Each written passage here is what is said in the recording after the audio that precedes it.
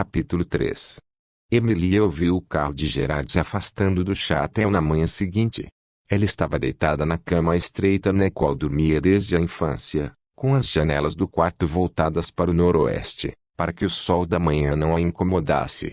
Agora, dizia a si mesma, não havia qualquer motivo para não se mudar para qualquer um dos quartos amplos e bonitos na parte da frente da casa, com suas imensas janelas com vista para o jardim e os vinhedos.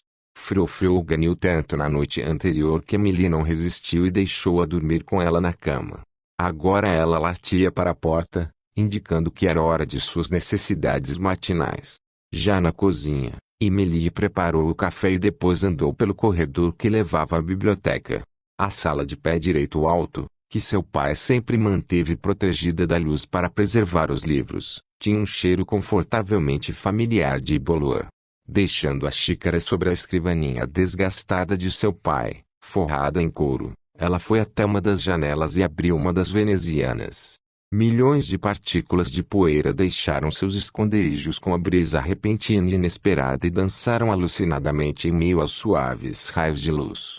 Emily sentou-se na poltrona sob a janela e estudou as estantes, que iam do chão até o teto. Não fazia a menor ideia de quantos livros a biblioteca aguardava. Seu pai passara a maior parte de seus últimos anos catalogando e expandindo a coleção. Ela se levantou e caminhou lentamente pelas laterais do cômodo, andando em frente às estantes que se estendiam até 4 vezes sua própria altura.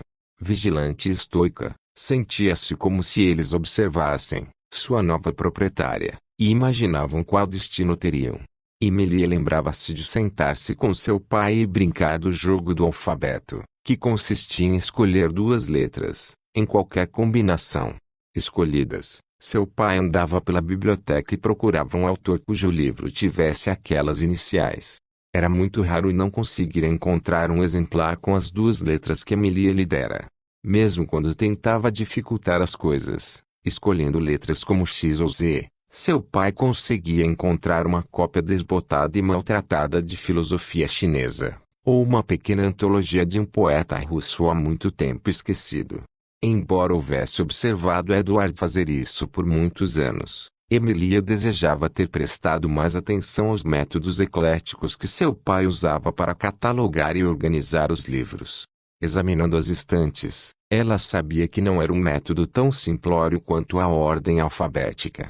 Na estante à sua frente, os livros demonstravam uma ampla variedade de autores, de Charles Dickens, passando por Platão e incluindo Guy de Maupassant. Ela também sabia que a coleção era tão extensa que qualquer catálogo compilado por seu pai nos livros de registro empilhados na escrivaninha não descreveria 1/3 do acervo. Ele sabia onde encontrar um livro quase imediatamente. Era um talento e um segredo que Edward levara consigo para o túmulo. Se eu vender essa casa, o que vou fazer com vocês? Sussurrou aos livros. Eles voltaram a fitar em silêncio milhares de crianças desamparadas que sabiam que seu futuro estava nas mãos dela. Emily procurou despertar daquelas reminiscências. Não podia deixar que as emoções a afetassem. Se decidisse vender o château, os livros deveriam encontrar uma nova casa. Fechando a janela e deixando-os repousando novamente no escuro, ela saiu da biblioteca. Emily passou o restante da manhã explorando os incontáveis cantos e nichos do château, repentinamente detendo-se para apreciar os frisos de 200 anos de idade que adornavam o teto na bela sala de desenhos, a mobília francesa elegante, mas que agora estava desgastada, e os vários quadros que decoravam todas as paredes. Na hora do almoço, foi até a cozinha para se servir de um copo d'água. Sedenta, bebeu o líquido em grandes goles, percebendo que estava sem fôlego e desorientada, como se houvesse acordado após um pesadelo. A beleza que viu tão claramente pela primeira vez na manhã daquele dia esteve ao seu redor durante a vida inteira, e mesmo assim ela nunca havia apreciado ou absorvido.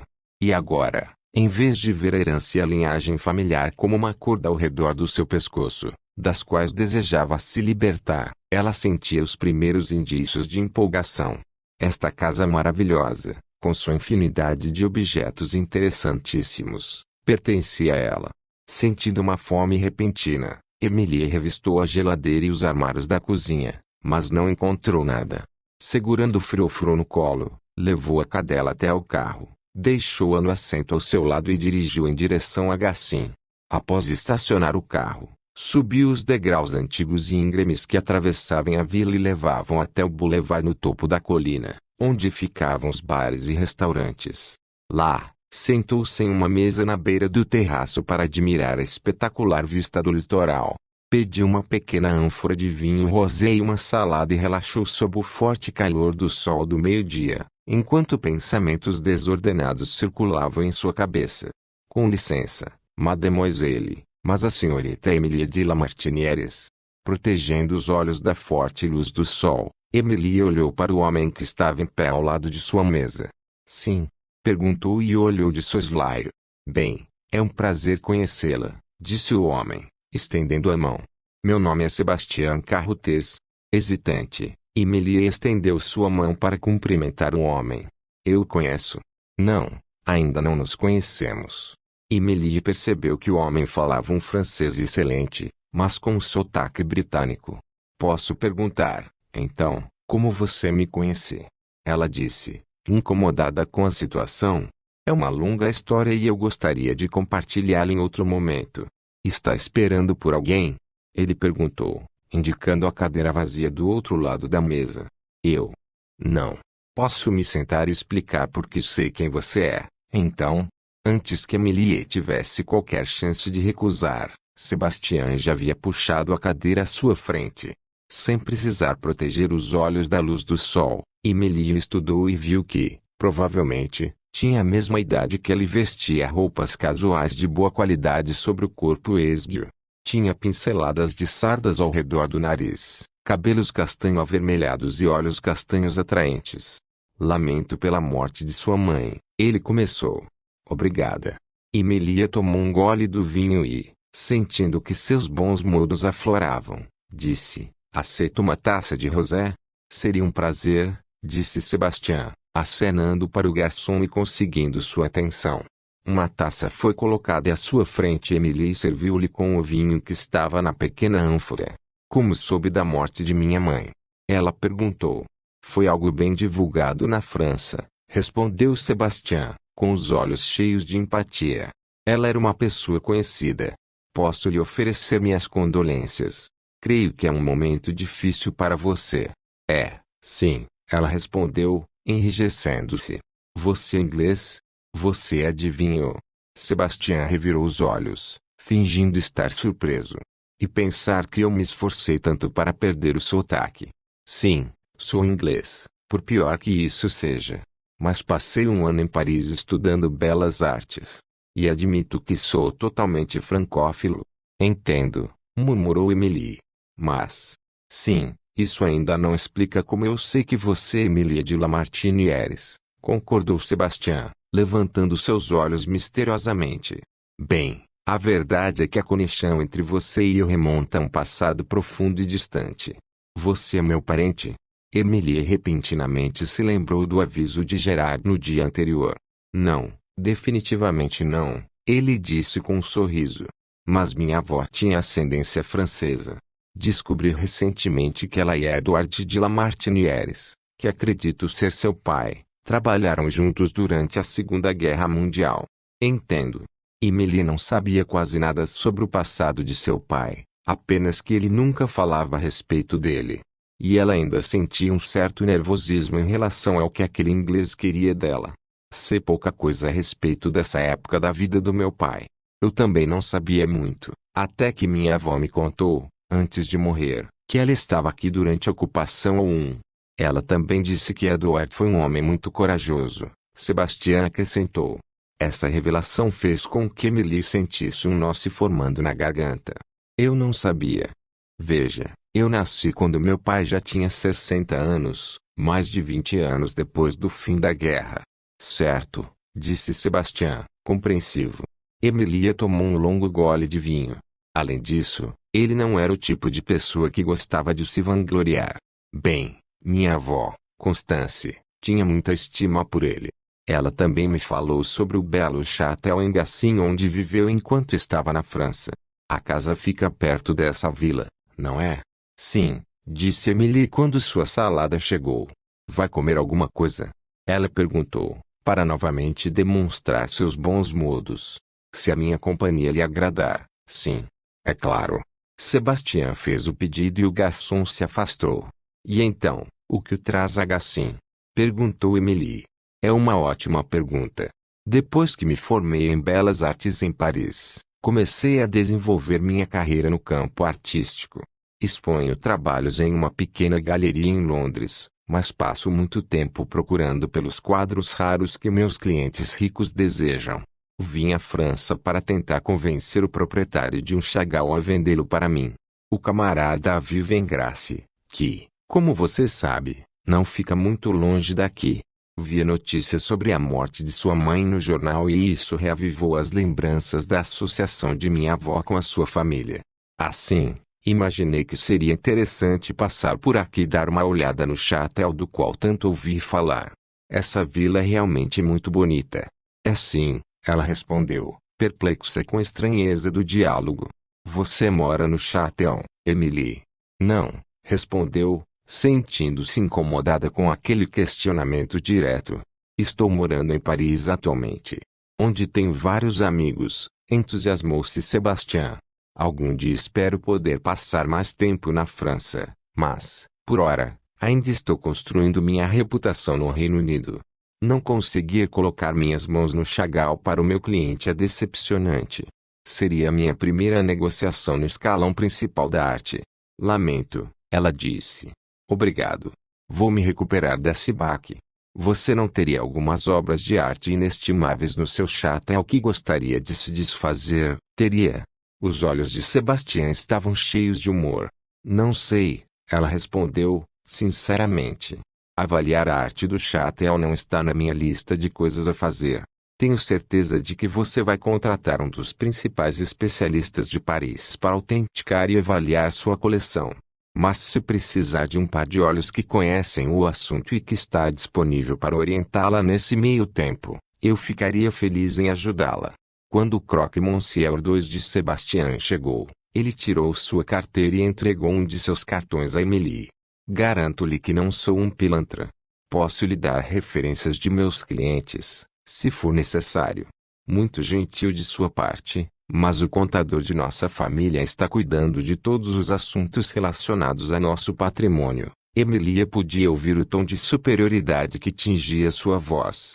É claro, ele disse, servindo mais vinho rosé para ambos e ocupando-se com seu croque-monsieur. Mas diga-me, o que você faz em Paris? Sou veterinária em uma clínica no Marais. O salário não é dos melhores, mas eu adoro o que faço. É mesmo? Sebastião levantou uma sobrancelha. Estou surpreso. Imaginei que, por sua origem familiar, você estaria envolvida com alguma atividade glamurosa. Especialmente se realmente precisasse trabalhar. Sim, todos presumem a mesma coisa. Lamento, mas eu realmente preciso ir. Emily fez um sinal apressado para o garçom, pedindo a conta. Desculpe, Emily. Meu comentário foi vulgar, disse Sebastião imediatamente. O que eu quis dizer é: que bom para você. Eu realmente não tive a intenção de insultá-la. Um desejo de se afastar daquele homem e de suas perguntas insistentes rapidamente tomou conta dela. Emily pegou sua bolsa, tirou alguns francos da carteira e os depositou sobre a mesa. Foi um prazer conhecê-lo, ela disse enquanto pegava frou-frou e afastava-se elegantemente da mesa. Desceu os degraus altos de pedra em direção a seu carro o mais rápido que conseguiu, sentindo-se ridiculamente abalada, a ponto de chorar. Emily, espere, por favor. Sem dar atenção à voz, ela continuou descendo as escadas até que Sebastião a alcançou. Olhe, disse ele, ofegante. Peço desculpas se a ofendi. Acho que faço isso mais vezes do que deveria. Sebastião continuou a acompanhá-la enquanto ela andava. Se lhe servir de consolo, eu também nasci em uma família com raízes históricas, incluindo uma mansão caindo aos pedaços em York City que eu gostaria de reformar, mas não tenho recursos para bancar a obra. Eles chegaram ao carro, e Emily não tinha escolha a não ser permanecer imóvel. Por que não a vende, então? Ela perguntou. Porque faz parte da história de minha família. Ele deu de ombros. A questão é complicada. De qualquer modo, não quero lhe contar uma história triste. Estou apenas tentando explicar que eu sei como é ser definido pelo seu passado. Acontece comigo também. Emily continuou em silêncio, procurando as chaves do carro em sua bolsa. Não estou tentando competir com você, prosseguiu Sebastião Traço, mas sei como se sente. Obrigada, ela disse, quando encontrou as chaves. Preciso ir agora. Estou perdoado. Ela se virou e o encarou, incomodada por sentir-se tão abalada, mas ainda incapaz de controlar seus sentimentos. Eu só. Ela olhou em direção à paisagem verdejante à sua frente, tentando encontrar as palavras para explicar. Só queria ser julgada por quem eu realmente sou. Eu entendo, completamente. Olhe, não vou mais incomodá-la. Mas foi um prazer conhecê-la. Sebastião estendeu a mão. Boa sorte com tudo. Obrigada. Adeus. Emily abriu o carro e colocou uma frofeu irritada no assento do passageiro. Ela embarcou, deu a partida no motor e dirigiu lentamente pela estrada que descia a colina, tentando entender por que havia reagido de forma tão violenta. Talvez, acostumada ao protocolo francês formal para um primeiro encontro, deixou que a franqueza de Sebastião assustasse. Emily repetia a si mesma que ele simplesmente havia tentado ser amistoso. Era ela que tinha problemas. Sebastião tocou no assunto que ela considerava mais sensível e ela reagiu de acordo. Emily observou caminhando pela colina a alguns metros à sua frente, sentindo-se culpada e constrangida. Já tinha 30 anos, repreendeu-se Emily. A propriedade dos de Lamartinières era sua e ela podia fazer o que quisesse com aquilo. Talvez fosse hora de começar a se comportar como adulta, não como uma criança atemperamental. Enquanto se aproximava com o carro de Sebastião, respirando fundo, ela abriu o vidro da janela. Já que você veio até aqui para ver o Château, Sebastião, seria uma pena se não conseguisse satisfazer sua curiosidade. Por que não entra no carro e deixa que eu leve até lá? Tem certeza? A expressão de Sebastião refletia a surpresa em sua voz. Digo, é claro que eu adoraria ver a propriedade, especialmente com alguém que conhece a casa intimamente. Então entre, por favor. Ela se inclinou e destrancou a porta do passageiro para ele. Obrigado, ele disse, fechando-a após entrar, e eles desceram pela colina. Me sinto horrível por deixá-la irritada. Tem certeza de que estou perdoado? Ela suspirou. Sebastião, o problema não é você, sou eu. Qualquer menção à minha família nesse contexto é o que eu acho que os psicólogos chamariam de gatilho. E eu preciso aprender a lidar com isso. Bem, temos vários desses gatilhos, especialmente quando tivemos parentes poderosos e bem-sucedidos que se foram antes de nós. Minha mãe certamente tinha uma personalidade forte, concordou Emily. Há um vazio na vida de muitas pessoas agora que ela se foi. Como você disse, é uma responsabilidade imensa. E eu sempre soube que não poderia agir como ela. Emily começou a perceber que as 2 taças de vinho do almoço haviam soltado sua língua. De repente, ela não se sentia mais constrangida por compartilhar aquilo tudo com ele. O que contava emocionava e enervava ao mesmo tempo. Bem, eu dificilmente poderia dizer o mesmo de minha mãe, ou Victoria, como ela insistia que a chamássemos, disse Sebastião. Não consigo nem mesmo me lembrar dela. Ela deu à luz a mim e ao meu irmão em uma comunidade hippie nos Estados Unidos. Quando eu tinha 3 anos e o meu irmão tinha 2, ela nos levou à Inglaterra e nos largou com meus avós em York City. Algumas semanas depois, partiu novamente, nos deixando para trás. E nunca mais tivemos notícia dela. Oh, Sebastião, respondeu Emily, chocada. Você não sabe nem mesmo se sua mãe está viva. Não, ele confirmou. Mas nossa avó fez de tudo para compensar a ausência dela. Como éramos muito jovens quando fomos deixados com ela, Constance foi praticamente a nossa mãe. E, honestamente, posso dizer que, se minha mãe estivesse em uma sala lotada, bem na minha frente, eu não seria capaz de identificá-la. Foi muita sorte ter a sua avó por perto, mas, mesmo assim, é muito triste, disse Emily, demonstrando empatia. E você não sabe nem mesmo quem é seu pai? Não. Ou seu e meu irmão temos o mesmo pai. Nós certamente somos bem diferentes. De qualquer modo, o olhar de Sebastião se perdeu na distância. Você conheceu seu avô? Ela perguntou. Ele morreu quando eu tinha 5 anos. Era um bom homem, mas foi destacado para o norte da África durante a guerra e os ferimentos que ele recebeu o deixaram fragilizado. Meus avós eram muito dedicados um ao outro. Assim, minha avó não perdeu somente seu adorado marido, mas sua filha também. Acho que ter a nós, seus netos, por perto, foi o que a ajudou a enfrentar a vida. Ela era uma mulher maravilhosa, capaz de construir um muro de pedras aos 75 anos, e perfeitamente saudável até umas semanas antes de adoecer. Não sei se existem mais pessoas como ela atualmente, ele filosofou, com um tom de tristeza atingindo sua voz. Desculpe, disse logo em seguida. Estou falando demais. Não se preocupe. É reconfortante saber que há outras pessoas que cresceram em circunstâncias difíceis, suspirou Emily. Às vezes, acho que ter um passado muito denso é pior que não ter nenhum passado.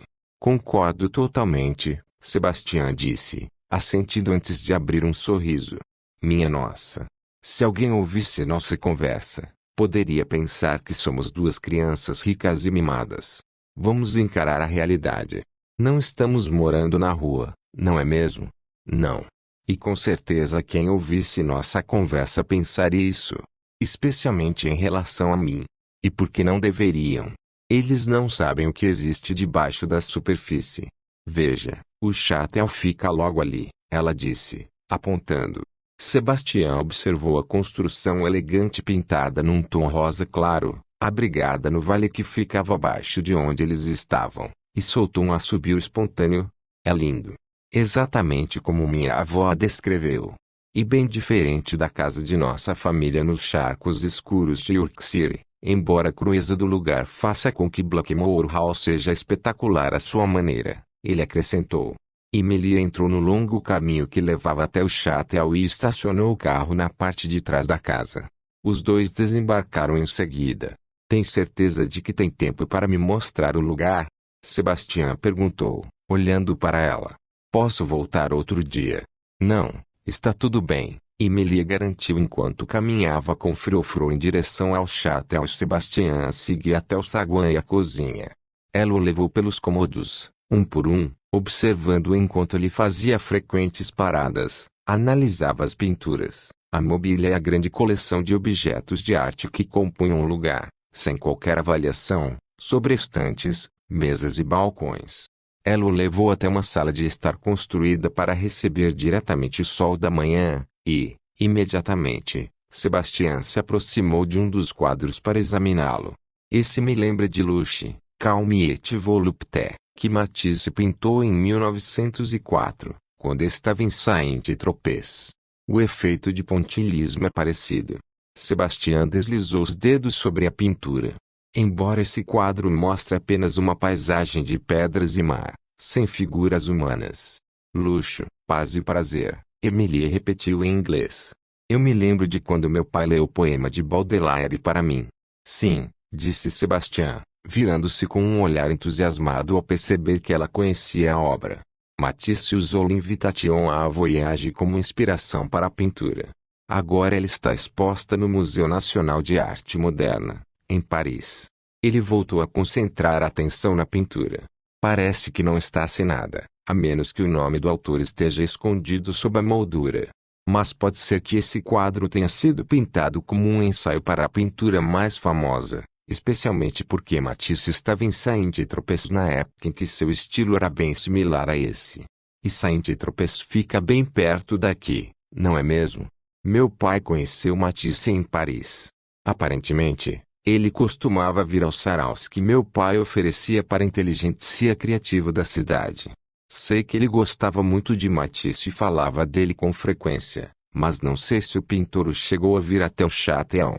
Bem, assim como vários outros artistas e escritores, Matisse passou os anos da Segunda Guerra Mundial aqui no sul, longe das zonas de perigo. Matisse é a minha paixão, Sebastião disse, quase tremendo de tanto entusiasmo. Posso tirar o quadro da parede para ver se há alguma dedicatória no verso.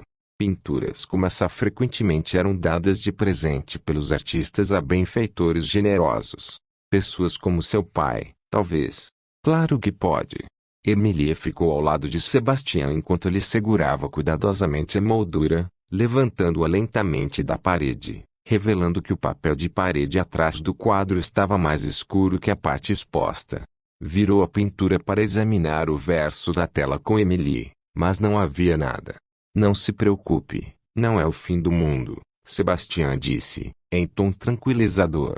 Se Matisse houvesse assinado a tela, provar que essa obra é dele seria simplesmente um processo menos complexo. Você realmente acha que ele a pintou? Com os detalhes do que você descreveu e o pontilhismo característico com o qual Matisse estava fazendo experimentos no período em que pintou Luce, Calme et Volupté, eu diria que há uma ótima chance de que este quadro seja uma de suas obras. Obviamente, teria que ser enviado a especialistas para passar por uma autenticação. E se realmente for um Matisse, quanto valeria?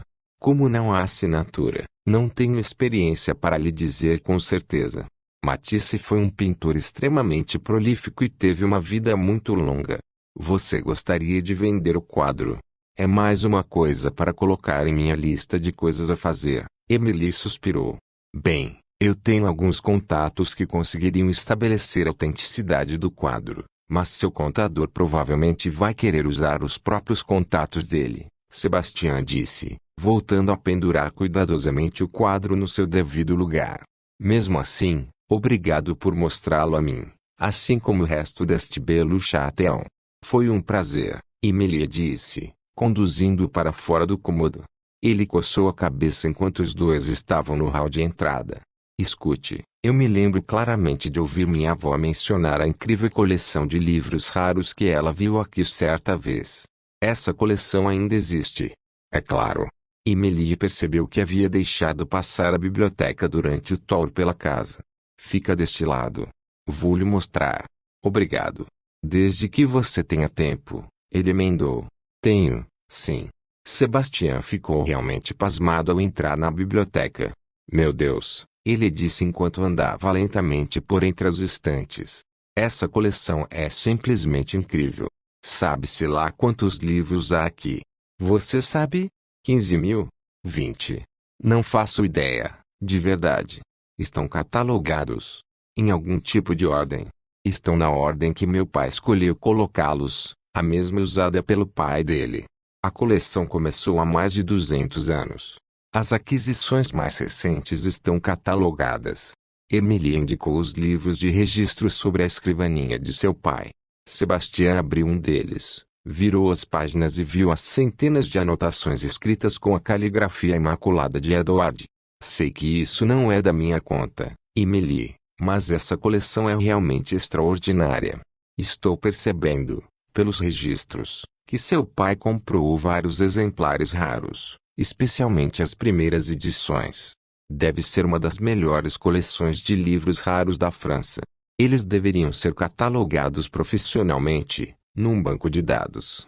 Emilie sentou-se na poltrona de couro de seu pai, sentindo o peso daquela responsabilidade. Meu Deus, parece que surgem cada vez mais coisas a fazer. Estou percebendo que organizar as coisas dos meus pais vai ser um trabalho em tempo integral. Mas valerá a pena, tenho certeza, Sebastião disse, tentando estimulá-la. Mas eu tenho outra vida, uma vida da qual gosto muito. Uma vida tranquila é. Emilie queria dizer segura, mas sabia que isso soaria estranho. Assim, completou a frase. E organizada. Sebastião se aproximou dela e se ajoelhou ao seu lado, apoiando o braço sobre a poltrona. Eu compreendo, Emilie. E, se quiser retornar a essa vida, tudo o que precisa fazer é encontrar pessoas em quem confia para organizar tudo isso para você. Mas em quem eu posso confiar? Ela perguntou, falando com o vazio. Bem, você mencionou o contador de sua família, Sebastião sugeriu. Talvez ele possa cuidar de tudo para você. Mas... Ela sentiu que as lágrimas começavam a se formar atrás de seus olhos. Eu realmente tenho obrigações em relação à minha família e sua história, não é? Não posso simplesmente fugir de tudo isso. Emilie, Tudo aconteceu há muito pouco tempo. É claro que você está se sentindo sobrecarregada. Sua mãe se foi há apenas 2 semanas. Você ainda está em choque, ainda está em luto. Por que não dá a si mesmo algum tempo para tomar as decisões certas?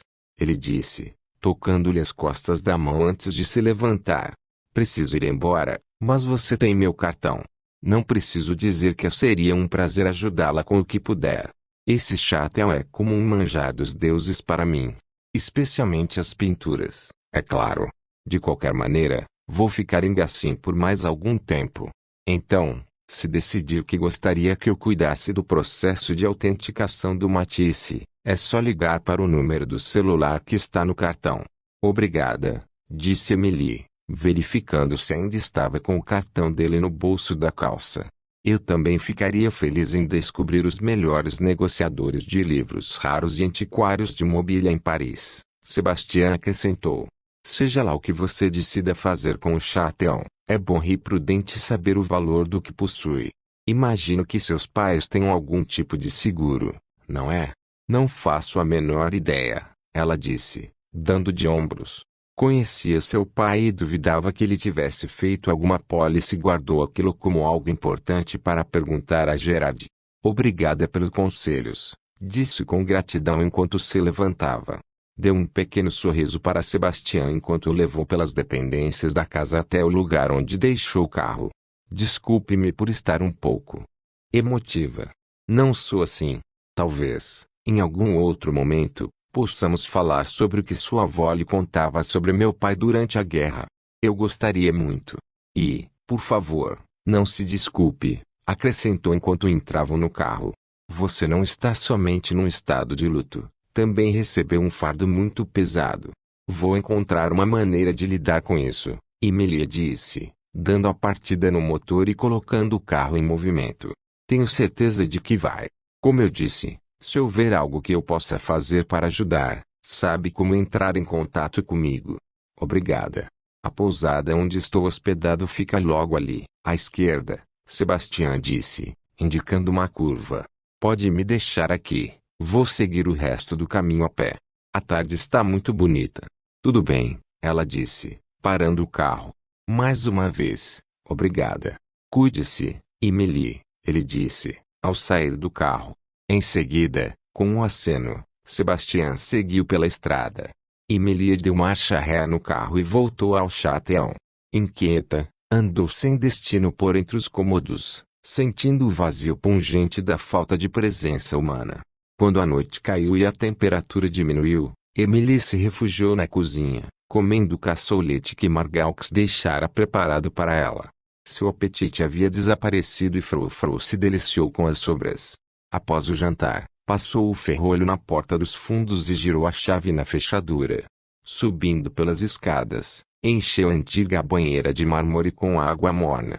Entrou na banheira, pensando morbidamente em como seu corpo se encaixava perfeitamente nela, o que a tornava um protótipo perfeito para seu caixão. Terminado o banho, ela se enxugou com a toalha e fez algo que não era habitual. Deixou-a cair ao chão em frente ao enorme espelho que havia no banheiro. Com algum esforço, Emilia forçou-se a examinar seu corpo nu no espelho. Ela sempre o considerou como um equipamento abaixo das expectativas, como se houvesse recebido aleatoriamente em uma loteria. Atarracada quando criança, chegou a engordar um pouco quando era adolescente. Apesar dos pedidos de sua mãe para que comesse menos e de forma mais saudável, por volta dos 17 anos Emilia já havia desistido das intermináveis tentativas de seguir dietas baseadas em comer melões e pepinos.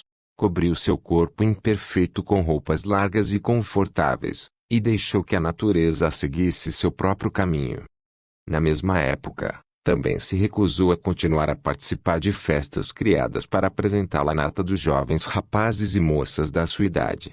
O evento, conhecido como Lee Haley, era organizado por mães para ter certeza de que os frutos de seus ventres encontrariam amigos adequados e possivelmente futuros parceiros da mesma classe social. A competição para fazer parte de um rally da elite, para os adolescentes franceses mais antenados, era intensa. Valérie, com o sobrenome dos de Lamartinières, podia atrair qualquer pessoa que quisesse para se tornar membro de seu próprio grupo. Ficou aflita quando Emily anunciou que não participaria mais dos coquetéis em grandes festas particulares que formavam o coração do evento. Como se atreve a dar as costas àquilo que é seu direito da nascença? Valéria perguntou, ultrajada. Eu odeio essas festas, mãe. Sou mais do que apenas um sobrenome e uma conta bancária. Desculpe, mas não quero isso para mim. Enquanto Emily se olhava no espelho, observando seus seios grandes, quadris arredondados e pernas torneadas, percebeu que provavelmente perdera peso durante as últimas semanas. O que viu, mesmo com seu olhar crítico, a surpreendeu. Sua estrutura óssea nunca permitiria que ela tivesse uma silhueta esguia, mas, mesmo assim, ninguém, sob qualquer circunstância, a chamaria de gorda. Antes que começasse a enxergar os defeitos, como inevitavelmente aconteceria, Emily se afastou de seu reflexo, vestiu sua camisola e deitou-se na cama. Apagando a luz de cabeceira e deixando que o silêncio à sua volta enchesse seus ouvidos, ela se perguntava o que havia levado àquela nudez tão pouco habitual. Fazia 6 anos desde que tivera o que poderia, com muito boa vontade, ser chamado de um namorado. Olivier, um atraente veterinário que fora contratado para trabalhar na clínica de Paris e não ficara lá mais do que algumas semanas. Ela não chegou a gostar dele, mas pelo menos tinha um corpo quente a seu lado à noite e alguém com quem conversar durante o jantar. Isso aliviou a solidão de sua existência. Emily sabia que o desaparecimento de Olivier era resultado de sua falta de empenho na relação. Ela não sabia realmente do que o amor era feito, se era uma mistura de atração física, uma conexão entre mentes. Uma fascinação, talvez. Mas ela sabia que nunca havia se apaixonado. Além disso, quem iria amá-la? Naquela noite, Emily ficou se revirando na cama. Sua mente estava a ponto de explodir com todas as decisões que deveria tomar e as responsabilidades das quais não podia se esquivar. Acima de tudo, seu sono foi perturbado pela imagem de Sebastian. Mesmo tendo ficado com ela por pouco tempo no Château, sentiu que sua presença lhe trazia segurança. Ele parecia um homem capaz, íntegro era muito atraente. Quando Sebastian tocou em sua mão, ela nem se esquivou como normalmente fazia quando alguém invadia seu espaço pessoal. Emily repreendeu a si mesma. Devia estar muito triste e solitária para deixar que um homem que conheceu por acaso, e com quem conversou por pouco menos de 2 horas, mexesse com ela dessa maneira. Além disso, por que diabos um homem aparentemente tão profissional e encantador, como Sebastian, prestaria atenção nela? Ele vivia num mundo totalmente diferente do seu e ela, provavelmente, nunca mais voltaria a vê-lo. A menos, é claro, que ela ligasse para ele e pedisse sua ajuda para avaliar o suposto Matisse. Emily balançou a cabeça negativamente, sabendo que nunca teria coragem de fazer aquilo. Era uma estrada que não a levaria a lugar algum. Emily decidira, há anos, que era melhor viver a vida sozinha. Dessa maneira, ninguém poderia magoá-la ou decepcioná-la novamente. E, com esse pensamento firmemente entrincheirado em sua mente, conseguiu adormecer.